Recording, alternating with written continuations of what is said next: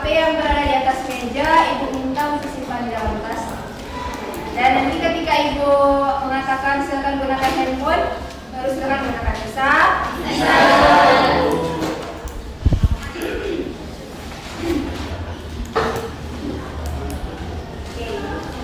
Adik-adik, pasti di sini pernah adik-adik mendengarkan ada istilah-istilah atau kata-kata seperti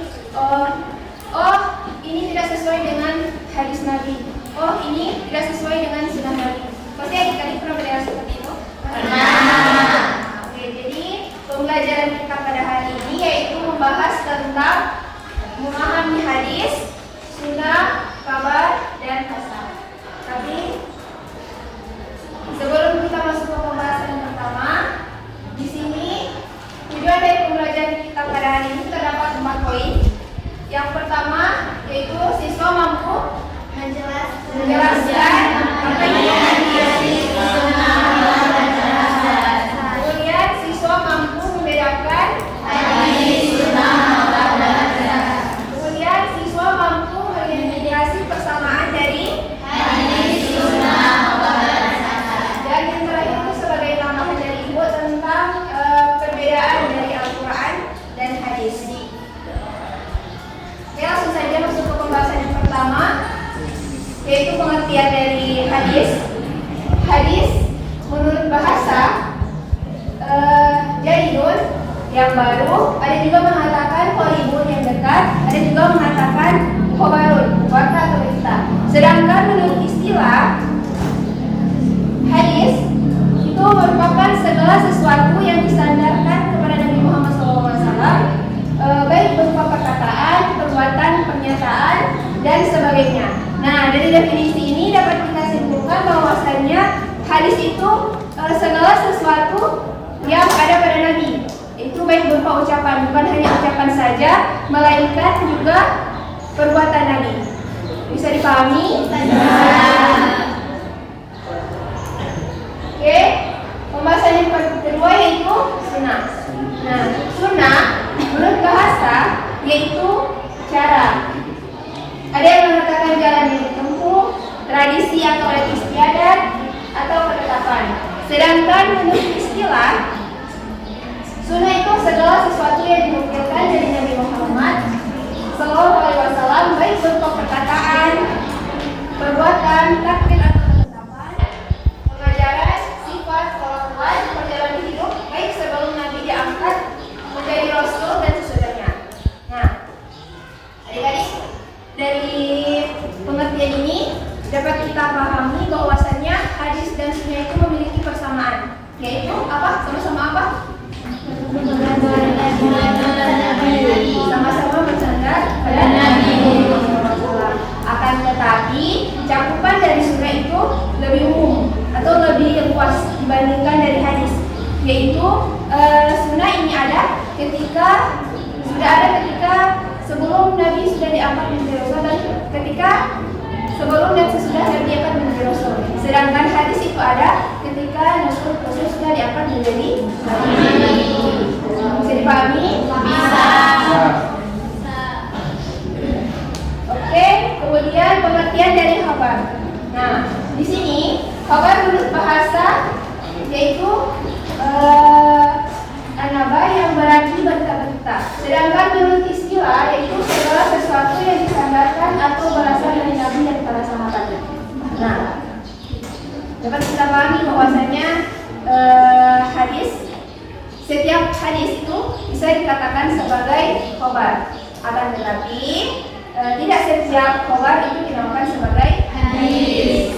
Nah, karena hadis itu memang berasal dari Nabi, tapi bukan dari para sahabat. Nah, tapi khabar dan hadis ini khabar cakupannya lebih umum atau lebih luas karena bukan hanya dari Nabi saja, tetapi juga dari para sahabat. Bisa dipahami? Bisa.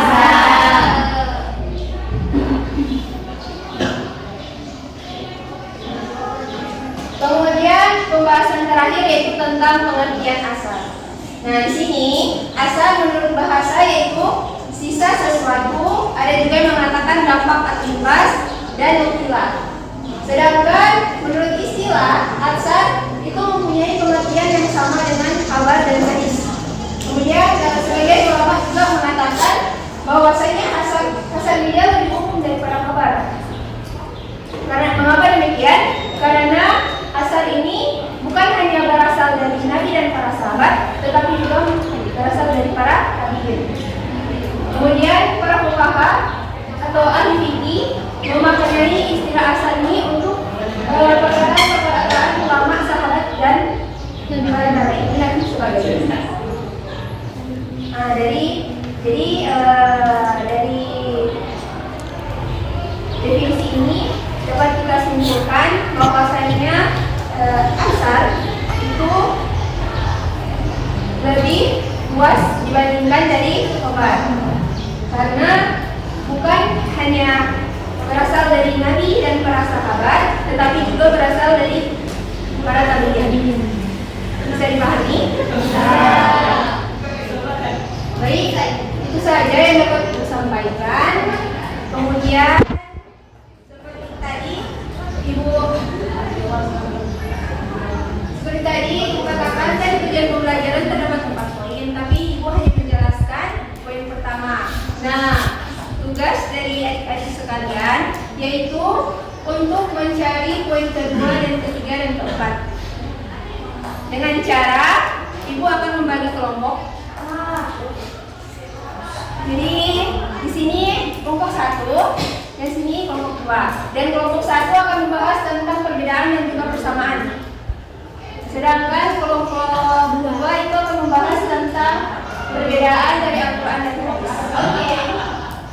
Terus nanti Ibu minta untuk kayaknya bentuk lingkaran. Bisa? Lebar? Ini baca saja ya, boleh? Jadi untuk jawabannya nanti ditulis perwakilan 1 orang, ditulis di atas kertas. Bisa, dan waktu pengerjaannya selama 3 menit. Boleh? Boleh. Boleh atau ada keberatan?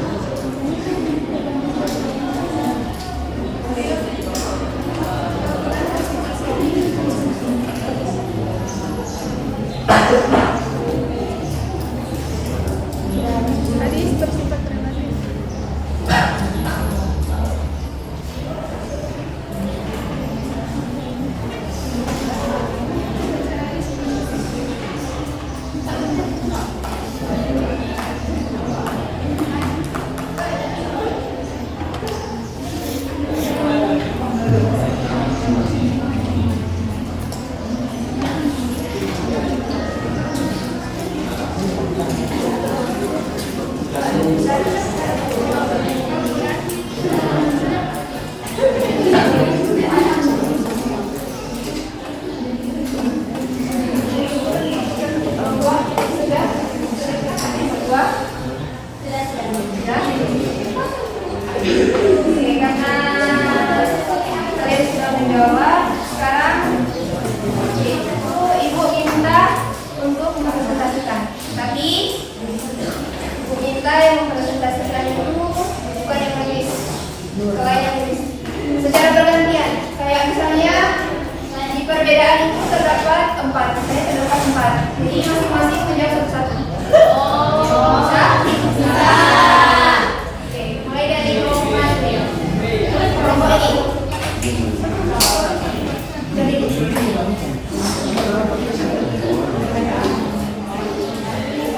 Perbedaan hadis, sunnah, khabar, dan asar. Yang pertama, hadis disandarkan kepada Nabi setelah diangkat menjadi rasul.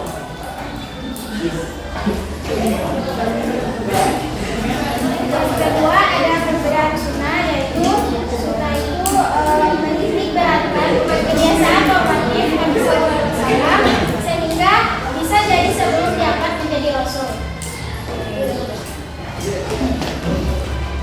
Yang ketiga ada khobar, bisa disandarkan kepada selain Nabi SAW. Dan yang terakhir ada asar. Asar lebih sering disandarkan kepada selain Nabi SAW. Lalu persamaan. Persamaan yang berbeda. Persamaan ketiganya semuanya bisa dinisbatkan atau disandarkan kepada Nabi Muhammad SAW.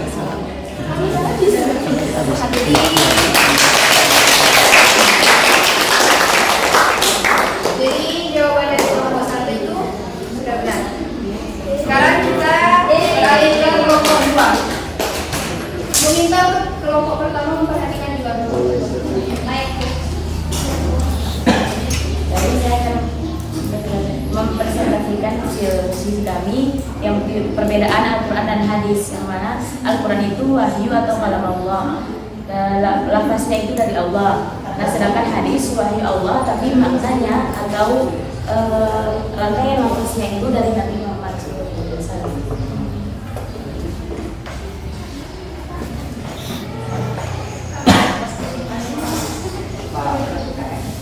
Kemudian Al-Quran sudah pasti sahih, sedangkan hadis bersifat relatif.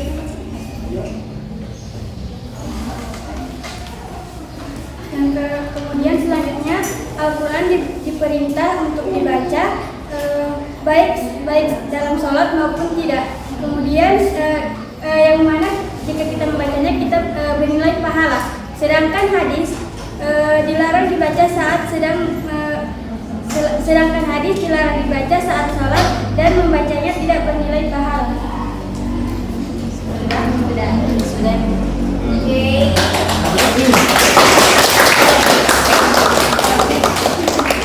Jadi karena kalian sudah menjawab dan untuk jawaban kalian itu sudah benar semua. Sekarang ibu ada yang 1 orang untuk mempresentasikan kembali tentang perbedaan, persamaan, dan juga perbedaan hadis. Ada yang bisa? Bantu ibu, ada yang bisa bantu ibu sebelum ibu menjelaskan kembali.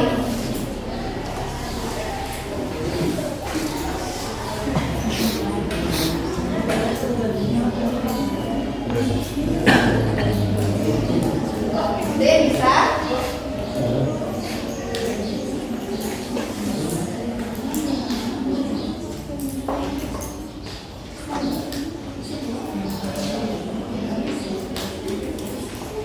Tidak ada? Tidak ada? Kalau tidak ada, jadi ibu akan memperjelaskan kembali. Jadi perbedaan dan persamaan dari hadis, sunnah, khabar, dan asar, mulai dari persamaannya yaitu sama-sama bisa disadarkan kepada Nabi. Sedangkan perbedaan dari hadis, sunnah, khabar, dan asar itu kalau hadis itu ada ketika Nabi sudah diangkat menjadi Rasul. Sedangkan sunnah itu ada ketika sebelum dan sesudah diangkat menjadi Rasul. Kemudian khabar itu apa? Perintah. Berita. Jadi khobar itu bisa disandarkan selain Nabi, selain dari Nabi. Sedangkan kalau asar itu lebih kebanyakan disandarkan selain dari Nabi. Itu lebih banyak untuk para sahabat dan juga para Nabi. Oke? Bisa dipahami? Bisa. Kemudian dari Al-Quran, dari perbedaan dari Al-Quran dan hadis. Perbedaan Al-Quran dan hadis kalau dilihat dari hukum bacaan, kalau dilihat dari bahasa dan makna, itu kalau Al-Quran Al-Qurannya itu makna dan bahasanya itu langsung dari Allah. Sedangkan kalau hadis itu dari Nabi.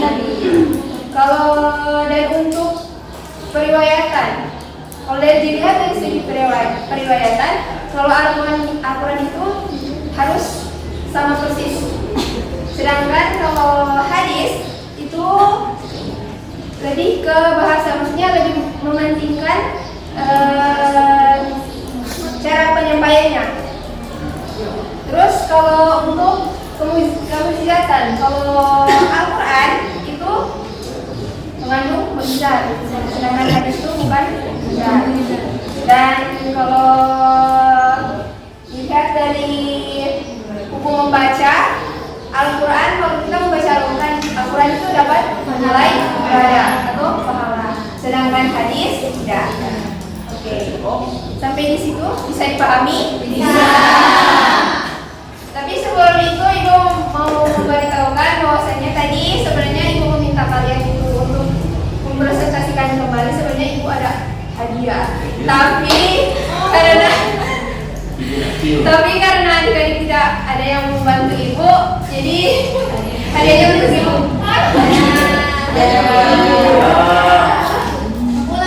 Jadi itu jadi pelajaran bahwasanya kita di sini sama-sama untuk belajar. Jadi tidak usah takut untuk maju ke depan. Oke?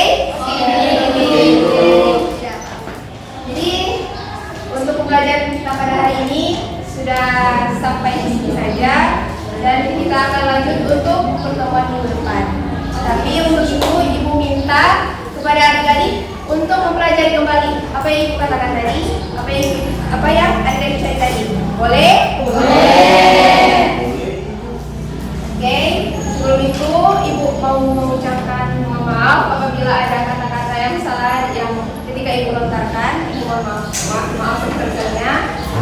Dan juga sebelum kita mengakhiri pembelajaran kita pada hari ini, marilah sama-sama kita mengucapkan hamdalah. Alhamdulillahirrahmanirrahim. Oke, sekian Ibu kami menuntut.